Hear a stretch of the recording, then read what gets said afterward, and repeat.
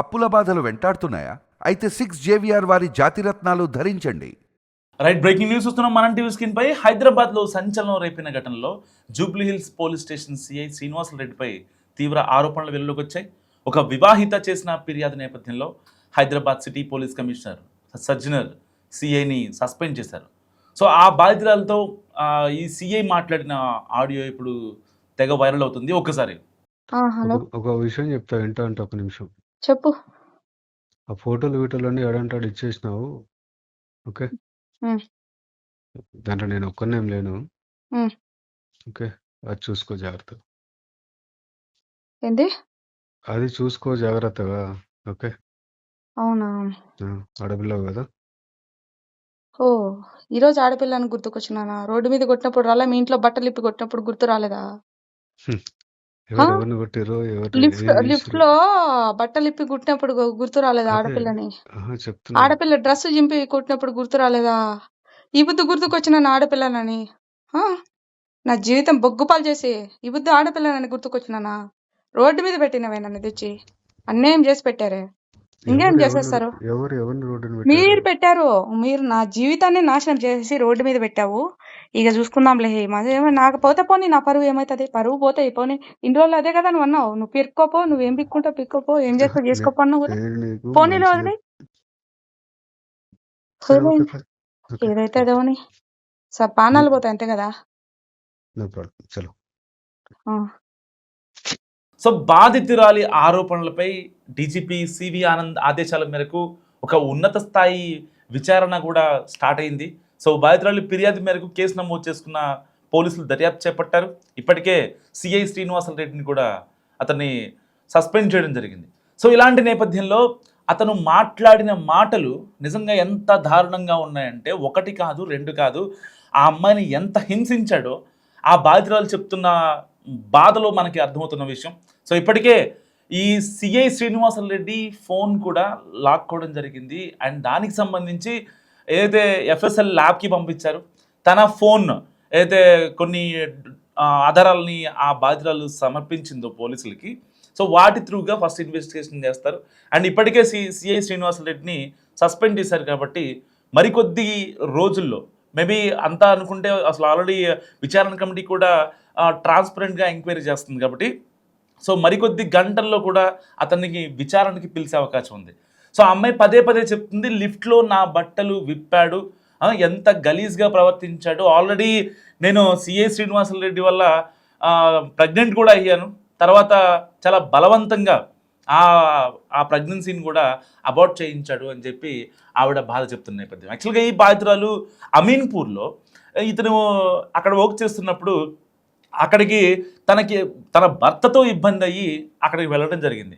And దాని తర్వాత ఆ అమ్మాయిని వేధించి వెంటాడి శారీరకంగా వాడుకొని తన దగ్గర ఉన్న ఫోటోలు వీడియోలతో ఆ అమ్మాయిని బ్లాక్మెయిల్ చేసి దాదాపు 2 కోట్ల వరకు అతను లాగాడంట. ఏదైతే తనకి ప్రమోషన్ కోసమో లేదంటే తన ఎక్స్పెన్సెస్ కోసమో తన ఫ్యామిలీ ఎక్స్పెన్సెస్ కోసమో స్టార్టింగ్లో నాకు పెళ్ళవలేదని చెప్పి దాని తర్వాత మళ్ళీ తనకి ఇంట్లో పిల్లలకి ఏదైతే రెంట్లకి సంబంధించి డబ్బులు కావాలంటూ కూడా ఆ బాధితులని తన ఫోటోలు తన వీడియోలు చూపించి ఈ సిఐ శ్రీనివాసరెడ్డి వేధించడం జరిగింది.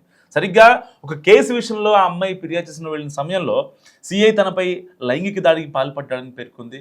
అంతేకాకుండా ఆ ఘటనను వీడియోగా చిత్రీకరించి వాటిని అడ్డం పెట్టుకొని చాలాసార్లు లైంగిక దాడికి కూడా చేసడం కూడా ఆ అమ్మాయి చెప్తున్న పరిస్థితి. సో బెదిరింపులతో పాటు తన నుంచి డబ్బులు కూడా ఆల్మోస్ట్ 2 కోట్ల వరకు డబ్బులు తీసుకున్నాడు. అందుకు సంబంధించిన ఆన్లైన్ లావాదేవీల ఆధారాలను కూడా డీజీపీకి సమర్పించింది ఆ బాధితురాలు. సో సిఐ కారణంగా తాను ప్రెగ్నెంట్ అయ్యారని, అబార్ట్ కూడా చేయించాడని, ఆ హాస్పిటల్లో ఉన్న రికార్డ్స్ని కూడా తన ఫోన్ నెంబర్ నమోదు చేయించాడంట. ఎందుకంటే ఒకవేళ ఎక్కడన్నా తనకి ఏదైతే సియూజీ ఇస్తారో ఆ సిఐలకి ఎస్ఐలకి అయితే ఆ బిఎస్ఎన్ఎల్ నెంబర్ ఉంటుందో ఆ సియూజీ కాకుండా తన పర్సనల్ నెంబర్ కాకుండా ఆ అమ్మాయి నెంబర్ పెట్టించాడంట. ఆ రోజు ఆ అమ్మాయి చెప్పింది మీ నెంబరే పెట్టవచ్చు కదా అని చెప్పి. సో ఫర్దర్గా ఏమైనా ఇబ్బంది అవుతుందని చెప్పి ఆలోచించి చాలా లాంగ్ లాస్టింగ్గా ఈ సిఐ శ్రీనివాసరెడ్డి ఆ అమ్మాయి నెంబర్ పెట్టించాడు. అలాగే హైదరాబాద్ పోస్టింగ్ కోసం సిఐ 25 లక్షల ఖర్చు పెట్టుకున్నట్లు కూడా తనతో చెప్పాడని ఫిర్యాదులు ఆరోపించింది. అంటే పోలీసులు ట్రాన్స్ఫర్లు అవ్వాలంటే డబ్బులు తీసుకుంటారు కమిషనరేట్లో అనే విషయాన్ని కూడా ఇక్కడ సిఐ శ్రీనివాసరెడ్డి ఆ అమ్మాయికి కన్వే చేయడం జరిగింది. సో నేనొక్కడనే కాదు డబ్బులు తీసుకునేది, ఇంకా చాలామంది పోలీసులు ఉన్నారు అని చెప్పి ఇండైరెక్ట్గా అమ్మాయికి హింట్ ఇచ్చాడు. సో తాను నగర పోలీస్ కమిషనర్ను కలిసి ఫిర్యాదు చేయడానికి ప్రయత్నించగా సిబ్బంది అడ్డుకున్నారని కూడా బాధితురాలు ఆరోపించింది. అంటే ఇతనికి ఉన్న ఆ ఇన్ఫ్లుయెన్స్తో, ఆ నెట్వర్క్తో వాళ్ళని కూడా ప్రలోభ పెట్టి మీరు కంప్లైంట్ ఇవ్వడానికి కుదరదు అని కమిషనరేట్కి వచ్చిన ఒక ఆడపిల్లని ఒక కమిషనరేట్లో ఉన్న సిబ్బంది అడ్డుకున్నారంటే ఎంత ఎలకత మఫ్లియా జరిగింది చూడండి. సో దీంతో వెంటనే డీజీపీ సివి ఆనంద్ను ఆశ్రయించి లిఖితపూర్వకంగా ఆమె ఫిర్యాదు ఇచ్చారు. సో ఈ ఎంటైర్ వ్యవహారాన్ని అత్యంత తీవ్రంగా పరిగణించిన డీజీపీ విచారణ బాధ్యతలను మల్టీ జోన్ ఐజీ షాన్వాజ్ కాసింకు అప్పగించారు. బాధితురాలి వాంగ్మూలాన్ని నమోదు చేయాలని వెస్ట్ జోన్ డీసీపీకి ఆదేశాలు జారీ చేస్తారు. ప్రస్తుతం వివాహిత చేసిన ఆరోపణలపై సమగ్ర విచారణ జరుగుతుందని చెప్పి కూడా వెస్ట్ జోన్ డీసీపీ వెల్లడించారు. అంటే ఇలాంటి నేపథ్యంలో ఒక ఆడపిల్ల అంటే కమిషనరేట్కి వెళ్ళాలన్నా ఇబ్బందే, లేదంటే ఒక పోలీసు అతన్ని కలవాలన్నా పోలీసు కూడా మోసం చేశాడని, ఇంకెవరో కాదు ఒక సామాన్యుడు, లేకపోతే ఇంకొక లాయరో, ఇంకొకడో జర్నలిస్టో, యాక్టరో, యాంకరో, ఇంకోళ్ళు కాదు, ఒక పోలీసు వాళ్ళు న్యాయం చేయాల్సిన వాళ్ళే కంచె మేశారని చెప్పి ఇబ్బంది పెట్టారని, లైంగికంగా వేధించారని ఆ అమ్మాయి కంప్లైంట్ ఇవ్వడానికి వెళ్తే ఆ అమ్మాయిని వాడుకొని ఆ అమ్మాయి దగ్గర అమ్మాయిని శారీరకంగా మానసికంగా ఇబ్బంది పెట్టి తన భర్తకి దూరం చేసి ఆ వచ్చే ఆస్తి కూడా రానివ్వకుండా చేసి మళ్ళీ పైపెచ్చి ఆ అమ్మాయి ఫోటోలు, వీడియోలు అన్నీ తీసి దాదాపుగా విడతల వారీగా అంటే ఆ అమ్మాయి దగ్గర డబ్బులు లాగడానికి ఇది ఒక సాక్ అనమాట. ఈ సిఐ శ్రీనివాసరెడ్డికి డబ్బులు ఎలా లాగాలి అనేది ప్లాన్. ఎందుకంటే ఆ అమ్మాయి దగ్గర డబ్బులు ఆల్రెడీ ఉన్నాయి. సో ఆ అమ్మాయికి ఎవరు నా అని చెప్పుకోవడానికి ఎవరు లేరు. సో ఆల్రెడీ గొడవలు ఇవన్నీ బాధలు బందీలు చూసింది. ఒక సిఐ స్థాయిలో ఉన్న వ్యక్తి నన్ను అర్థం చేసుకుంటున్నాడు అనే ఇదిలో ఇంకా ఇవ్వడానికి సిద్ధపడద్దు కదా. సో దాని తర్వాత ఆవిడ్ని ఎలాగైనా సరే ఆవిడని శారీరకంగా వాడుకోవాలని ఫిక్స్ అయ్యాడు. సో దాని తర్వాత ఇద్దరు కలిసి ఒక ఇంట్లో ఉన్నారు. అండ్ ఆ ఇంట్లో ఉన్నప్పుడు ఆ లిఫ్ట్లోనే ఇబ్బంది పెట్టేవాడంట, మళ్ళీ ఇంటికి వచ్చిన తర్వాత హింసించేవాడంట. ఎందుకంటే ఆల్మోస్ట్ ఒక 2-3 మంత్స్ గడిచిపోయింది కదా. హైదరాబాద్ వీళ్ళు షిఫ్ట్ అయ్యారు. అమీన్పూర్ నుంచి జూబ్లీ హిల్స్ సిఐగా వచ్చాడు. సిఐగా వచ్చిన తర్వాత 25 లక్షల రూపాయలు పోలీసు వాళ్ళకి, ఉన్నతాధికారులకు ఇవ్వాలని చెప్పి ఆ అమ్మాయికి మాయ మాటలు చెప్పి ఆ అమ్మాయి దగ్గర డబ్బులు తీసుకున్న తర్వాత ఒక రెంటెడ్ ఇంట్లో ఏదైతే ఉంటున్నారో నాకు పెళ్ళి అవ్వలేదని చెప్పి అన్ని మాయ మాటలు చెప్పాడు కదా. అండ్ దాని తర్వాత ఎప్పుడైతే ఈ అమ్మాయిని వదిలించుకోవడానికి ఫిక్స్ అయిపోయాడు, ఆల్మోస్ట్ 2-3 మంత్స్ గడిచింది. అప్పటికే ఆవిడ ప్రెగ్నెంట్ అయింది, అబార్ట్ చేయించాడు. ఈవెన్ కనీసం అంటే మరి నీ ఫ్యూచర్ ఏంటి, ఫర్దర్గా నువ్వేం చేద్దాం అనుకుంటున్నావు, ఆల్మోస్ట్ అప్పటికే నీ దగ్గర 1.8 CR లాగేశాడు, దాదాపు 1,80,00,000 రూపాయలు లాగేశాడు. అండ్ దాని తర్వాత ఎలాగైనా సరే ఇక వదిలించుకోవాలి, మళ్ళీ ఇలాంటి పేడ నాకు ఉంటే రేపొద్దున వీళ్ళు బయటకు వస్తే ఇబ్బంది అవుద్ది కాబట్టి ఆల్రెడీ అబార్ట్ కూడా చేయించాడు కాబట్టి సో ఎట్టి పరిస్థితుల్లో ఆ అమ్మాయిని వదిలించుకోవాలి. సో ఇలాంటి నేపథ్యంలో ఏం చేయాలి, ఆ అమ్మాయిని మళ్ళీ బెదిరించాలి. ఎందుకు స్టార్టింగ్లో ఎలాగైతే కేసు విషయంలో వస్తే ఆ అమ్మాయిలు ఫోటోలు, వీడియోలు తీసుకొని ఎలా బెదిరించాడో ఇప్పుడు నన్ను వదిలేయని కూడా అదే ఫోటోలు, అదే వీడియోలు, వీళ్ళు అంటే దగ్గరగా ఉన్నటువంటి పిక్స్ కావచ్చు ఇవన్నీ చూపించి ఆ అమ్మాయిని లిఫ్ట్లో ఇబ్బంది పెట్టడం, వీళ్ళ ఎక్కడికైనా బయటికి వెళ్తే ఇబ్బంది పెట్టడం, అండ్ ఇంటికి వచ్చాక ఇబ్బంది పెట్టడం. అయితే ఎందుకంటే అంటే భార్య పిల్లలకి దూరంగా ఉండటం 2-3 నెలలు అంటే కుదరదు కదా ఎవరికైనా. సరే ఒక రోజో 2 రోజులో, లేదంటే డిపార్ట్మెంట్ పేరు చెప్పి మహా అయితే ఒక 1 మంత్ నాకు వేరే చోటకి వేరే కేసు గురించి దర్యాప్తు కోసం నాకు బీహార్ వెళ్ళాలి, మహారాష్ట్ర వెళ్ళాలి అని చెప్పి ఇంకొక 1 వీక్ 10 డేస్ ఎక్స్టెండ్ చేయొచ్చు. కానీ 2-3 నెలలు అంటే కుదరదు. సో దానికోసం ఎలాగైనా సరే ఆ అమ్మాయిని దూరం చేసుకోవాలి, భయపెట్టైనా, బెదిరించైనా, లేకపోతే వేధించైనా, ఏదైనా సరే. సో ఏ ఆప్షన్ ఎంచుకున్నాడంటే వేధించే ఆప్షన్ ఎంచుకున్నాడు. ఎందుకంటే ఆ అమ్మాయి చాలా గట్టిగా స్ట్రాంగ్గా ఉంది. మీరు ఆడియో కాల్ విన్నారు కదా.